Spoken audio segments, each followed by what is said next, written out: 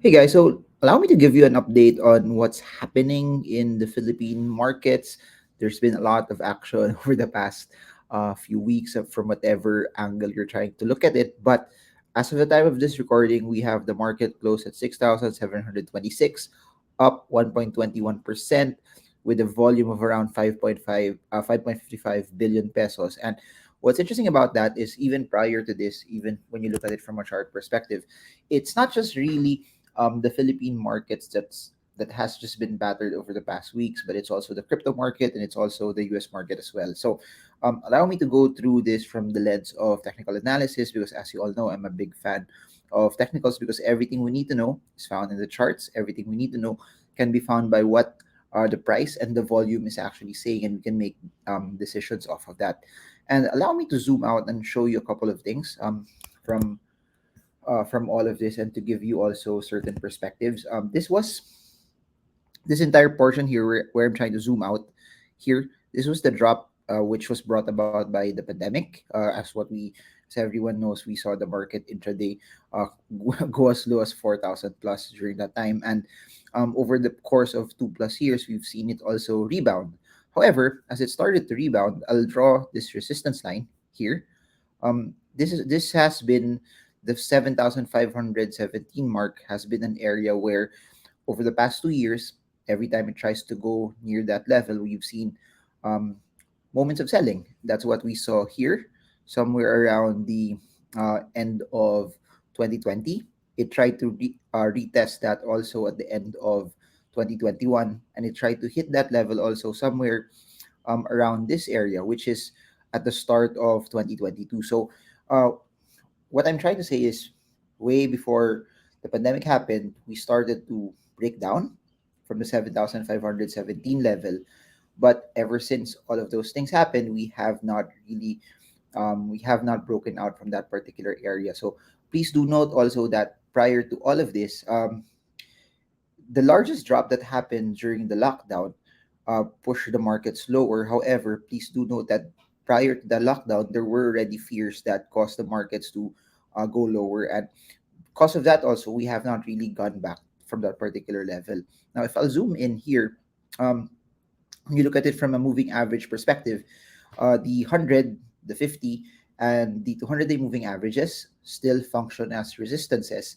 And for the first time in, I guess, more than a month, 6 weeks. We've seen the 20-day moving average. We've seen the price go above the 20-day moving average for the very first time. So as you can see right here, you have a large green candle breaking past this 20-day moving average. Now, just to look at it from a short-term perspective, allow me to put a resistance here around the 6,749 mark and a short-term support here, um, which was the bounce that happened also somewhere around, this was around, I think, March, May, mid May. And then as it started to also, if I'll put the RSI right here, a very textbook area that was hovering close to oversold levels already. So that particular area, 6374.59, and then it started to bounce after the large red candle. And then for those who also like to use chart patterns, you could also see some sort of, if you try to look at this entire area here, allow me to zoom in here. You see a large red candle followed by a jump, which opened higher than the closing of the previous day, which coincides also to where our actual support is as well. This is a particular bullish pattern, but all of the things that are coinciding across up from RSI from oversold levels bounce from the 6,374 mark. Then you have this chart pattern as well. Now, that being said, short-term resistance 6749. It hit that a couple of days after bouncing from 6374, and the 6749 level proved itself also as a resistance as confirmed by the 20-day moving average. Now, a couple of things to look at while all of this is happening. By the time of this recording, May 27, 2022, it has gone up from oversold levels. MACD, though, by the time I'm recording this, is still below the zero line cross. But if you can see it right here, there's a cross up that denotes a change in direction. So if you're looking at it from a lens of what's triggering certain price movements, is that oversold level cross up bounce from the 6,374 0.59 support level, MACD showing us a change in direction. Then you also have the 20-day moving average. At least we have a green candlestick right here, showing us a breakout from the 20-day moving average. So a couple of narratives that could happen. Watch out for this 6749 resistance level. Failure to break out from this, then the narrative is it could possibly just retrace here. And as it retraces there, then possibly you could just look at this channel 6374.59, then 6749.05 as a resistance. However, a breakout from that particular level, a possible narrative is you have your resistance peg somewhere here at the 7151 level. And for it to actually achieve that, here are the resistances also that it would need to break: the 50-day moving average, and then the 100 and 200-day moving average. So critical resistance also to look at, in my opinion, from this level is that there's a resistance at 7151, which also coincides relatively close to where the 100 and 200-day moving average is. But for that to actually happen, you must see that 6749 level. We must see a breakout from that area, and that must actually hold for it to solidify itself. So, breaking things down for Monday, at least for those who want to monitor the markets, this for next week, 6749 level breakout from that, it allows the market to hit a new range. If it holds that particular level, then your next resistance to watch out for is the 7151, or which also some anywhere close to the 100 and 200-day moving average as well. Things that are going its way.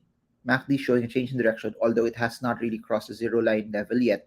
And please do note, if I zoom out here, at least for the PSEi, we have not really seen it gone up the 20-day, the zero line cross from the start of, at least from the start of 2022.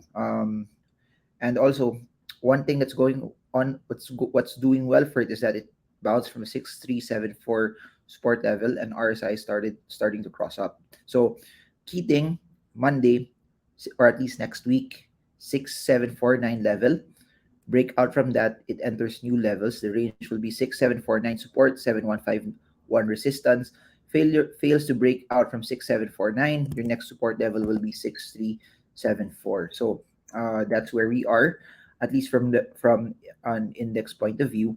And what's very interesting also, as I start to zoom out here, you will see it's very, very clear after the breakout right here, somewhere around November 2020. Please do note, no, I just wanna note this, that from the lowest intraday drop that happened during the pandemic to the highest that it has hit somewhere around here, it's the entire market or index is about 83% up also from its highest point, from its lowest point. From where it is right now, it's around 63 plus percent. If you look at the current price right now to some closing areas where we saw the market start to stabilize, it's still up 47 plus percent. So why am I saying this?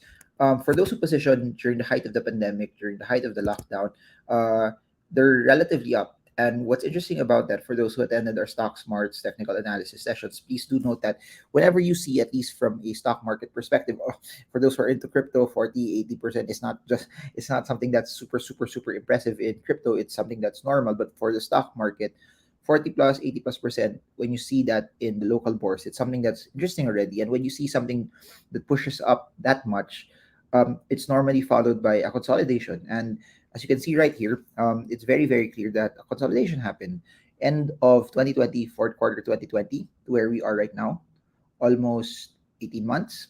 The market has consolidated, regardless of how you look at it, regardless of whatever news you see, what news item that's out there. It's just basically a consolidating market. It's basically a market that, if you try to look at it, it's sideways. And it, if you want to see it push higher, regardless of what news is out there, I think it must break out from the 7517 mark, which it really hasn't broken out from for quite some time. The last time we actually saw it was when the world did not have COVID yet, when the coronavirus did not exist yet. So we actually need to see it break out from that level. And a couple of steps for that to happen is MACD must cross the zero line level. We must break out from the 200-day moving average. And the next two resistances that we're watching, which is 6741 and 7152, need to be broken out from. So that's it. I know I haven't done a lot of Philippine stocks lately, but I've been getting a lot of messages. I don't know what's the main reason or narrative why people have been asking more about Philippine stocks. But if you want more Philippine stocks, just feel free to put it down in the comment section down below, and I'll do my best to make more of this, maybe soon.